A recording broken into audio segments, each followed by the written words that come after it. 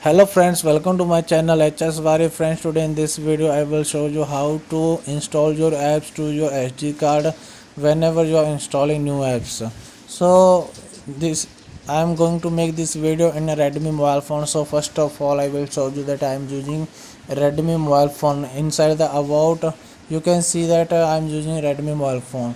So in this mobile phone what you have to do, you have to go to your setting. I am already in my mobile phone setting. Then you have to go to the additional setting. You can see the third option on my mobile phone screen, additional setting. Just open this additional setting and now you have to go to the developer options. You can see the developer option on my mobile phone screen. Just open this developer option and go to the bottom. Inside the developer option you will get one option, force allow app to